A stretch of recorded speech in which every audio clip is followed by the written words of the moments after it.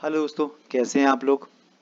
आज से हम लोग इकाई फर्स्ट उच्च शिक्षा इसको प्रारंभ कर रहे हैं। इसके पहले हम लोगों ने 11-12 वीडियो करीब करीब रहे होंगे। सेकेंड यूनिट उसको कंप्लीट कर दिया है, हर एक टॉपिक कंप्लीट कर दिया है। और यदि आप लोग बहुत आराम से, बहुत ध्यान से और अच्छे से उन वीडियोस को देखेंगे, उनके शॉर्ट नोट्स बनाएंगे, तो आप बिल्कुल यूनिट 2 के शायद ही किसी प्रश्न को आप ना करने की स्थिति में हो। लगभग सभी प्रश्न आप अटेम्प्ट कर पाएंगे और अच्छे से पढ़ेंगे तो 90% प्रश्न से ज़्यादा आप यूनिट सेकेंड से आए हुए प्रश्नों को हल कर सकते हैं। तो बिल्कुल आप ध्यान दीजिए और अच्छे से उस यूनिट को कंप्लीट करिए। एक शॉर्ट नोट जरूर बनाइए। हाँ, ऐसे लोग जो लाइव क्लास करना चाहते हैं, जो एक क्लासरूम का अनुभव चाहते हैं, उनके लिए हम लाइव क्लास एक स्टार्ट कर रहे हैं जिसमें आप लोग जुड़ सकते हैं।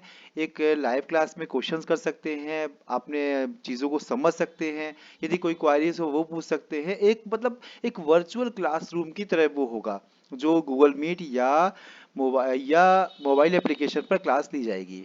यदि आपको लगता है कि आप जुड़ना चाहते हैं तो आप हमारे इसी डिस्क्रिप्शन बॉक्स में मोबाइल नंबर दिया है, उसमें आप मैसेज कर सकते हैं, बात कर सकते हैं। ठीक है, चलिए आज से हम लोग शुरू करते हैं यूनिट फर्स्ट। यह उच्च शिक्षा के बारे में ही दिया गया है। उच्च शिक्षा क्या है, उच्च शिक्षा का ढांचा, उच्च शिक्षा से जुड़े हुए संस्थाएं और बहुत सारे जितने भी उच्च शिक्षा से जुड़े हुए हैं, उन सभी के बारे में आपको इसमें सामने सिलेबस में दिया गया है। तो इस सिलेबस के आधार पर हम लोग हर एक टॉपिक को बहुत बेहतर तरीके से, बहुत अच्छे तरीके से करने की कोशिश करेंगे। ठीक है, सबसे पहले देखिए, आप लोग को दशहरे की बहुत बहुत शुभकामनाएं। और यह जो त्योहार है, इस त्योहार में आप लोग और भी अधिक महत्व करना शुरू कर दीजिए, और जिससे सफलता आपके बिल्कुल नजदीक आ जाए। आप मेहनत करिए और सब ऊपर वाला अच्छा करेगा। ठीक है, चलिए आगे बढ़ते हैं। हम लोग आज पहले टॉपिक में है। यह है पहला टॉपिक, उच्च शिक्षा का ढांचा एवं प्रकार। उच्च शिक्षा का ढांचा एवं प्रकार, इसके बारे में हम लोग आज पढ़ेंगे। फिर उसके बाद हम लोग क्या आएंगे, यूजीसी के बारे में पढ़ेंगे। चलिए वो तो बाकी चर्चा करेंगे। पहला आज हम लोग पढ़ते हैं उच्च शिक्षा का ढांचा एवं प्रकार।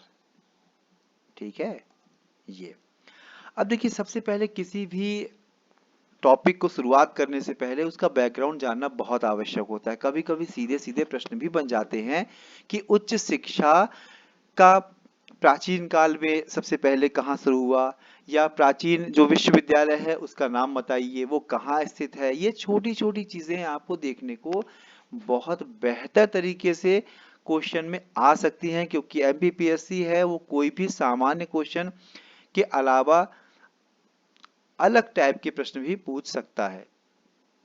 ठीक है, और जो भी हम लोग इसमें पढ़ेंगे वो केवल फैक्ट नहीं पढ़ेंगे, कॉन्सेप्ट क्लियर करेंगे, जिससे यदि इसके विषय में कोई भी सामने प्रश्न आ जाए तो आप लोग बेहतर तरीके से उसको कर सकें। ठीक है, चलिए उच्च शिक्षा का ढांचा एवं प्रकार, इसके बारे में हम लोग चर्चा करते हैं।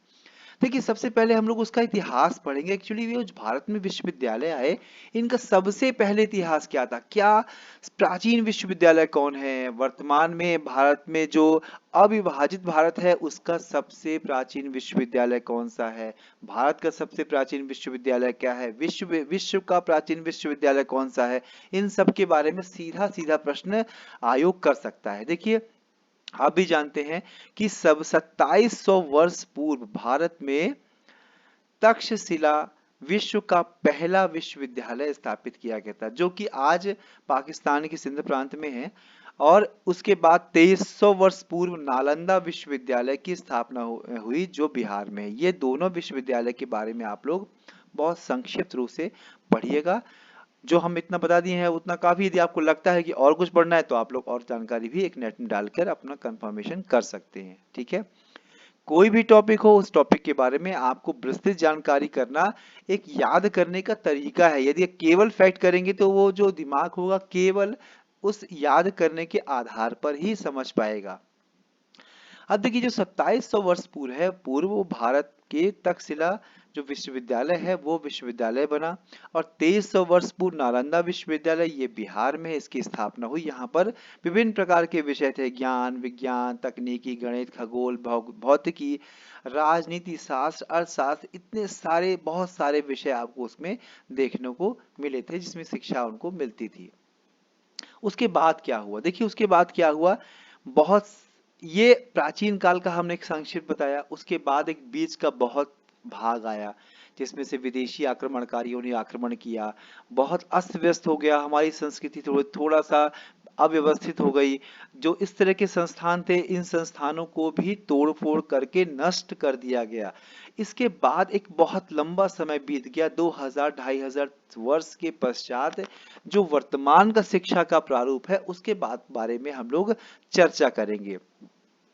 देखिए जब वो समय बीत गया उसके बाद कौन आए, अंग्रेज हमारे यहाँ शासन करने हैं। आपको ये तो जानकारी है कि हमारे वर्तमान स्वरूप में, चाहे शिक्षा प्रणाली के माध्यम से मान ले, चाहे प्रशासनिक मान ले, चाहे संविधान मान ले, या जितने भी ऐसे महत्वपूर्ण टॉपिक है उसमें ब्रिटिश शासन का बहुत ज्यादा योगदान है, चाहे वह उन्होंने थोपा गया हो या अपने स्वार्थवश किया हो या अनजाने में हम लोगों का भला कर दिया गया हो, चाहे रेलवे लाइन से लेकर जो भी चीजें हैं उनके द्वारा ही वर्तमान का जो स्वरूप है, एक आधारभूत जो कार्य किया है वह ब्रिटिश शासन के द्वारा ही किया गया है।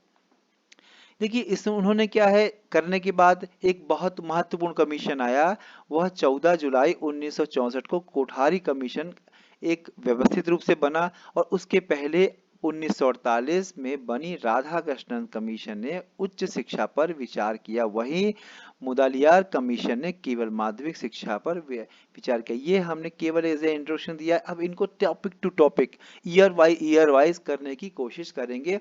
अब बहुत देखिए ये सीधा सीधा सिलेबस में आप समझें तो यह अज्ञात रूप से दिया गया है, यह अंडरस्टूड है।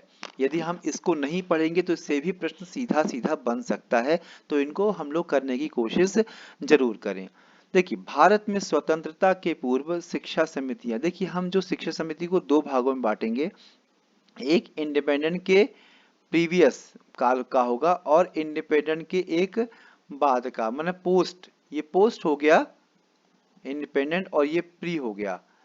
तो स्वतंत्रता के पूर्व की कुछ कहां तक स्थिति बनी और स्वतंत्रता के पश्चात की स्थिति कहां बनी, उसके बारे में हम लोग पहले चर्चा करते हैं। देखिए ये स्वतंत्रता के पूर्व की कुछ समितियां हैं। कलकत्ता विश्वविद्यालय जो परिषद है 1818 में, ये भारत का प्रथम, आप कह सकते हैं कि एक विश्वविद्यालय शिक्षा के संबंध में या जो भी है एक बहुत प्रथम और बहुत महत्वपूर्ण योगदान 1818 में देखने को मिलता है। ये पहला हो गया। यहाँ से आपको बहुत ब्रीफ, देखिए हर एक टॉपिक में यदि आप समझें तो आधा से 1 घंटा लेक्चर हो सकता है हर एक टॉपिक में, लेकिन चूंकि हम लोग को विषय विशेषज्ञ नहीं बन रहा है, हम लोगों को केवल ये जानकारी करनी है कि यह इसका क्रमिक विकास कैसे हुआ। उच्च शिक्षा की बात कर रहे हैं तो वो क्रमिक विकास कैसे हुआ उसके विषय में बहुत शॉर्ट और वेरी शॉर्ट के तरीके से हम लोग इसको समझने की कोशिश कर रहे हैं। दूसरा क्या है, चार्ल्स वुड समिति 1824, इसे भारतीय शिक्षा का मैग्ना कार्टा भी कहा जाता है, चार्ल्स वुड समिति को। फिर एक हंटर शिक्षा आयोग है जो 1882 से 83 के बीच रहा है, जिसमें महिला शिक्षा का विकास हुआ। कैसे क्वेश्चन बनेगा, हंटर शिक्षा आयोग मुख्य रूप से किसका विकास करने में महत्वपूर्ण योगदान दिया, तो महिला शिक्षा में मेन ये हंटर शिक्षा आयोग बना जो 1882 में से 83 के बीच में बना और कार्य किया उन लोगों ने। ये 3 हो गए। आपको एक एक लाइन को अच्छे से दिमाग पे रखना है, हम बार बार कह रहे हैं ये जो बेसिक चीजें हैं उन बेसिक चीजों को जब आप पढ़ेंगे तभी बहुत अच्छे से आगे कवर कर सकेंगे। ठीक है, चलिए अब आगे बढ़ते हैं हम लोग। ये थॉमस रैले आयोग 1902, ये बहुत इंपॉर्टेंट है, इसको बहुत अच्छे से आप लोग ध्यान कर लीजिएगा। क्या है, इसी रैले आयोग के आधार पर ही 1904 में भारतीय विश्वविद्यालय अधिनियम बना। क्या 1904 में भारतीय विश्वविद्यालय अधिनियम बना, 1902 के थॉमस रैले आयोग की सिफारिश के आधार पर। ये बहुत इंपॉर्टेंट है। फिर उसके बाद आया सैडलर आयोग। कब आया? 1917 में आया। इन्होंने क्या स्कूली शिक्षा को 12 वर्ष करने का सुझाव दिया। और आप भी जानते हैं इस शिक्षा जो हमारी अभी शिक्षा चल रही है, उस शिक्षा वर्तमान की शिक्षा जो नई शिक्षा सब आयोग आ गया है उसके आधार पर, या नई शिक्षा पॉलिसी जो आ गई है उस पॉलिसी के आधार के पहले आप देखेंगे तो 12 वर्ष स्कूली शिक्षा थी। एक वर्ष पहली दूसरी और 12वीं तक आपको स्कूली शिक्षा देखने को मिलती थी। तो कहीं ना कहीं जो आधार है वह ब्रिटिश शासन का ही रहा है। सॉरी। हार्टोग समिति 1929 में व्यावसायिक और औद्योगिक शिक्षा पर इन्होंने इस आयोग ने जोर दिया, जिसका गठन 1929 में हुआ था। सार्जेंट कमिटी 1944 में बनी, जिन्होंने 6 से 11 साल तक की उम्र तक के बच्चों को निःशुल्क व अनिवार्य शिक्षा, देखिए free and compulsory compulsory education के बारे में जो हमारे एक्ट अभी पारित हुए हैं, इसके विषय में चर्चा सार्जेंट समिति ने उससे 44 में जो बनी थी उन्होंने पहले ही कर दी थी।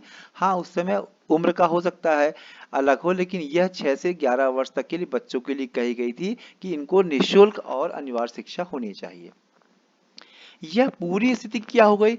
ये बिफोर इंडिपेंडेंट, मतलब ये भारतीय स्वतंत्रता के पूर्व की स्थिति है। अब हम मेन बात करते हैं उन समितियों के बारे में जो समितियां जो स्वतंत्रता के पश्चात बनी हुई हैं, उसके बारे में हम लोग चर्चा करेंगे। ठीक है। अब देखिए इसमें सबसे महत्वपूर्ण यदि कोई आयोग है वह है डॉक्टर एस राधाकृष्णन आयोग। इनकी स्थापना 1948 से 49 के मध्य हुई थी और इसी ने ही यूजीसी की स्थापना के लिए सिफारिश की थी। इन्होंने कहा था कि ऐसा यूजीसी बनना चाहिए। इन्हीं की सिफारिश के आधार पर ही हुआ था। इस बात को भी, ये भी एक इम्पॉर्टेंट फैक्ट है जिसमें हम इम्पोर्टेंट कर रहे हैं, वो आप बहुत ध्यान से समझिएगा, याद करने की कोशिश कीजिएगा, उसको नोट डाउन कीजिएगा। और बाकी जितनी भी चीज़ें लिखी हैं वो बिल्कुल भी ऐसा नहीं इम्पोर्टेंट नहीं है। यहाँ तो एक एक प्रश्न इम्पोर्टेंट है, एक एक प्रश्न आपका सिलेक्शन दिलवा सकता है और एक ही प्रश्न ना करने पर सिलेक्शन आपका रुक सकता है। तो इसीलिए हम प्रयास कर रहे हैं कि कोई भी ऐसा टॉपिक, कोई भी ऐसी चीज़ें हो जो छूटे ना और आप बेहतर तरीके से कर सकें। ठीक है। अब एक मुदलियार शिक्षा आयोग यह 1952-53 में बना। इसे इसे माध्यमिक शिक्षा आयोग भी कहते हैं। इसका नाम क्या है? माध्यमिक शिक्षा आयोग, क्योंकि इसने माध्यमिक शिक्षा पर ज्यादा जोर दिया, इसलिए मुदलियार शिक्षा आयोग को एक माध्यमिक शिक्षा आयोग भी कहते हैं। इसके पहले आपने राधा कृष्ण आयोग देखा जो 1948-49 के मध्य बना और इन्हीं के सिफारिश के आधार पर यूजीसी का गठन हुआ। एक कोठारी जो कमीशन है इसकी स्थापना 1968 में हुई। इसका क्या है? सामाजिक उत्तरदायित्व व नैतिक शिक्षा पर इन्होंने ध्यान दिया। सामाजिक उत्तरदायित्व, ध्यान दीजिए, सामाजिक उत्तरदायित्व व नैतिक शिक्षा पर इन्होंने ध्यान दिया। राष्ट्रीय शिक्षा नीति पर पुनर्विचार के लिए 1986 पे एक कमेटी बनी और 1992 में कुछ संशोधन किया गया। 86 में तो हमारी राष्ट्रीय शिक्षा नीति बनी एक, और उस पर कुछ संशोधन करने के लिए 1992 में संशोधन किया। और ये संशोधन में कुछ कहा गया, क्या कहा गया? ये आचार्य राम मूर्ति की अध्यक्षता में समीक्षा की गई कि यह शिक्षा नीति 2020 तक लागू रही। मतलब जो भी समीक्षा बनी, जो भी करेक्शन हुए, वो करेक्शन 2020 तक लागू होते गए। जो करेक्शन आगे हुए हैं उसके बारे में चर्चा करेंगे हम लोग। अब हम लोग आते हैं, देखिए ये जो राष्ट्रीय शिक्षा नीति है ना, इसके बारे में हम लोगों का यूनिट ही एक दी हुई है, उस पे हम लोग बहुत विस्तार से चर्चा करेंगे। अभी तो केवल एक वेरी शॉर्ट है, एक इंट्रोडक्शन है कि आप उसको विषय में कैसे आप समझ पा रहे हैं, कैसे आप कर रहे हैं। ठीक है। फिर एक है वुज समिति। क्या है? एक वुज समिति। ये क्या कि इन्होंने क्या सिफारिश की? 1989 में बनी और इन्होंने डिस्टेंस एजुकेशन पर अपना विचार व्यक्त किया। कह सकते हैं जिस डिस्टेंस एजुकेशन पर बनी पहली समिति वुज समिति है। दूरवर्ती शिक्षा से संबंधित कौन सी समिति है? तो पूछा जा सकता है कि यह पहली समिति है। दूसरा है रेड्डी समिति। 1992 में बनी। इसका दूरस्थ शिक्षा पर केंद्रीय परामर्श समिति भी कह सकते हैं। यह एक सेंट्रल कह सकते हैं इनको रूप से इनको परामर्श दिया गया। एक समिति बनी 1952 में रेड्डी समिति, 1989 में बुच समिति। यशपाल समिति 1992 में बनी, जिसे बोझ मुक्त शिक्षा की संकल्पना भी कहा जाता है या इससे संबंधित है। यशपाल समिति 1992। फिर 1993 में पारेख समिति, इन्होंने बीएड को पत्राचार में शामिल करने की बात कही। लिंग दोष समिति 1994, पत्राचार बीएड अवधि 14 माह तय की गई। इन्होंने पत्राचार के लिए कुछ जो खास बात है समिति की उसके बगल में हमने लिखा है, जिससे आप लोग उसके विषय में समझ पाए कि इस समिति का मुख्य रोल क्या रहा है। टकवाले समिति साल 1995, सेवारत अध्यापकों हेतु पत्राचार से बीएड हो की बात कही इन्होंने। राष्ट्रीय ज्ञान आयोग 2005, ये बहुत इंपॉर्टेंट है। ज्ञान आधारित समाज की संकल्पना व प्राथमिक स्तर से अंग्रेजी माध्यम में शिक्षा को अनिवार्य करने की सिफारिश इन्होंने की राष्ट्रीय ज्ञान आयोग ने 2005। इसकी दो मेन चीजें, पहली क्या है, इन्होंने क्या है ज्ञान आधारित समाज की संकल्पना और प्राथमिक स्तर से अंग्रेजी माध्यम में शिक्षा को अनिवार्य करने की सिफारिश की। तभी आपने देखा होगा कि एक बच्चे एक से ही अब इंग्लिश पढ़ना हिंदी मीडियम वाले शुरू कर देते हैं। Justice JS. वर्मा समिति 2012, इन्होंने क्या कहा, शिक्षकों की क्षमता की समय समय पर जांच होनी चाहिए। देखा होगा टीचर टेस्ट होते हैं, वो सभी इसी का ही एक भाग है।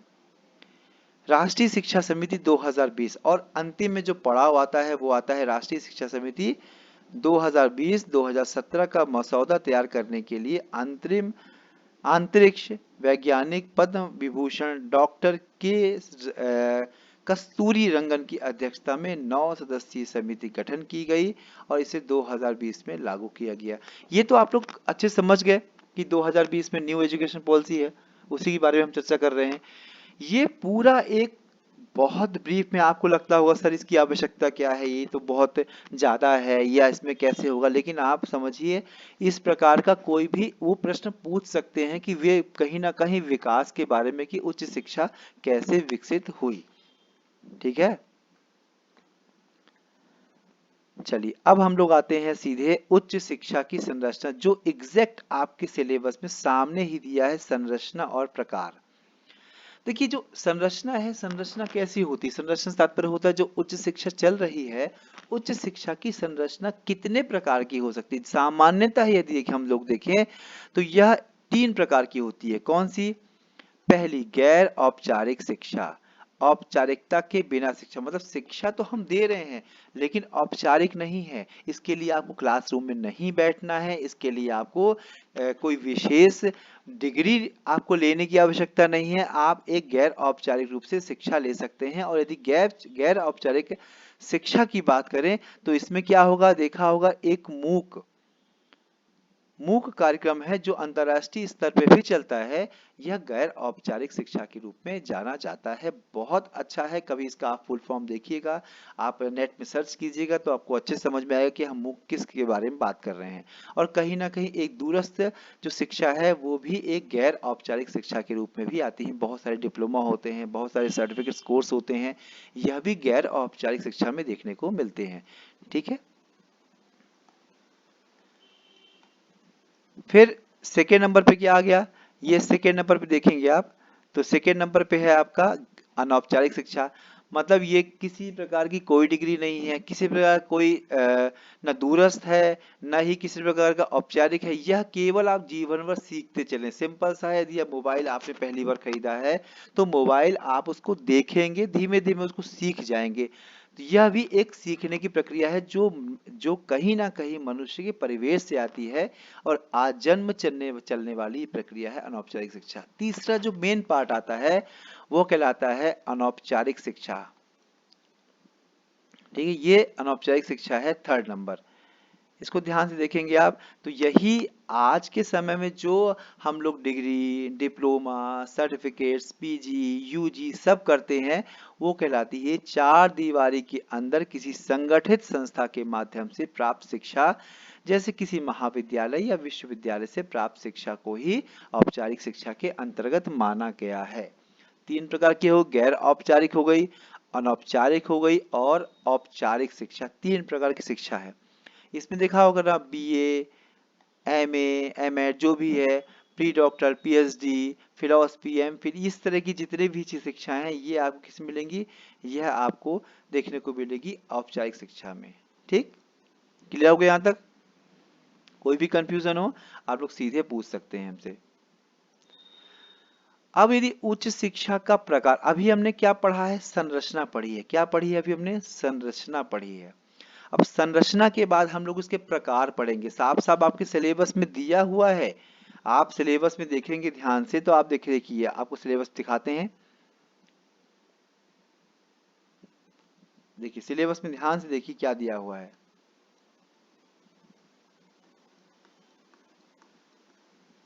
ये देखिए सिलेबस में क्या दिया हुआ है, ढांचा एवं प्रकार। मतलब अभी जो हम लोग पर संरचना पढ़ ली, अब हम प्रकार पढ़ने वाले हैं। ये आपका सिलेबस स्टार्ट हो चुका है। ठीक है, चलिए अब प्रकार में मतलब कितने प्रकार से उच्च शिक्षा का शिक्षा है दी जा सकती है, वो हम लोग इस पे पढ़ेंगे। तो सबसे पहला जो प्रकार है, वो पहला कौन सा प्रकार है? पहले की बात करें तो वह है केंद्रीय विश्वविद्यालय। केंद्रीय विश्वविद्यालय मध्य प्रदेश में कितने हैं, इस बात को ध्यान रखिएगा, दो हैं। कितने हैं? दो हैं। कौन कौन से हैं? एक जो सागर यूनिवर्सिटी है, हरि सिंह गौर यूनिवर्सिटी है, और दूसरा इंदिरा गांधी जो ट्राइबल यूनिवर्सिटी है मरकंटक, वो दो यूनिवर्सिटी को मध्य प्रदेश में केंद्रीय विश्वविद्यालय का दर्जा प्राप्त हुआ है। ठीक, अब देखिए ये विश्वविद्यालय संसद के अधिनियम द्वारा स्थापित किए जाते हैं और केंद्र सरकार द्वारा वित्त पोषित हैं।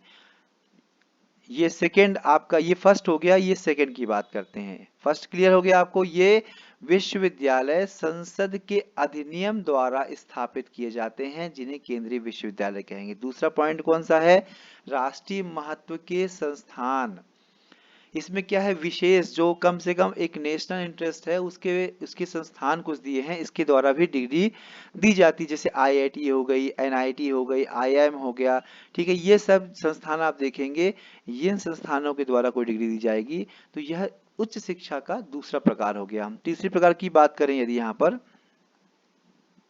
तीसरी प्रकार की बात करें तो आप ये पाएंगे क्या है, राज्य विश्वविद्यालय। आपने देखा होगा जो आपके भोपाल में बरकत उल्ला विश्वविद्यालय है, आपका इंदौर में है देवी अहिल्याबाई है, जबलपुर में रानी दुर्गावती है, रीवा में अवधेश प्रताप सिंह विश्वविद्यालय है।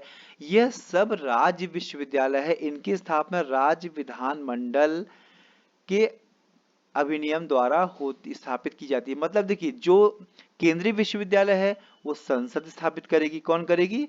संसद करेगी स्थापित। और जो राज्य विश्वविद्यालय है वो राज्य विधानसभा स्थापित करेगी। और इसके राष्ट्र जो महत्व के विश्वविद्यालय हैं उसमें आपने एनआईटी देखा, आईआईटी देखा। निजी विश्वविद्यालय, ये विश्वविद्यालय संबंधित राज्य विधानमंडल के अधिनियम द्वारा, मतलब राज्य विधानमंडल ही करेगा लेकिन एक अधिनियम के द्वारा स्थापित होगी। यह स्ववित्त पोषित, मतलब इसका पैसा कौन होगा? जो स्थापना करेगा वही इसका वित्त पोषण करेगा। डीम्ड टू बी यूनिवर्सिटी, जो डीम्ड यूनिवर्सिटी है उसकी स्थापना किससे होती है? यूजीसी अधिनियम 1956 की धारा 3 के तहत यूजीसी के सलाह पर अधिनियम द्वारा घोषित किया जाता है। डीम्ड यूनिवर्सिटी धारा 2 के आधार पे हो गई। और जो केंद्रीय विश्वविद्यालय हो गया वो संसद द्वारा हो गया। राज्य विश्वविद्यालय हो गया वह क्या हो गया? राज्य विधानमंडल के द्वारा हो गया। निजी विश्वविद्यालय स्वयं स्ववित्त पोषित होती है। और डीम्ड यूनिवर्सिटी धारा 3 के तहत यूजीसी की सलाह पर यह स्थापित की जाती है। ठीक है, अब देखिए खुला विश्वविद्यालय,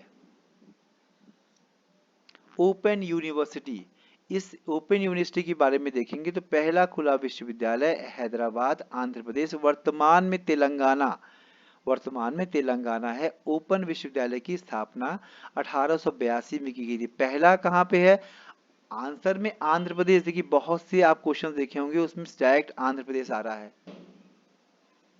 लेकिन वर्तमान में क्या है? तेलंगाना का भाग है। इसका नाम बदलकर डॉक्टर बी आर अंबेडकर मुक्त विश्वविद्यालय कर दिया गया है। अब इसका नाम यदि आप देखें तो क्या नाम है, डॉक्टर बी आर अंबेडकर मुक्त विश्वविद्यालय। इसके बाद 3 साल बाद 1985 में केंद्र सरकार ने इंदिरा गांधी राष्ट्रीय मुक्त विश्वविद्यालय इग्नू, आपने बहुत सुना होगा इग्नू के बारे में, इसकी स्थापना कब हुई, 1985 में हुई। और ये 85 में होने के बाद इसमें 1986 में इन्होंने काम करना प्रारंभ कर दिया। वर्तमान में भारत में एक केंद्रीय विश्वविद्यालय, 14 राज्य मुक्त विश्वविद्यालय हैं। इसका डाटा अपडेट और हम लोग कर लेंगे क्या है, ये आपका इतना कंप्लीट हो गया।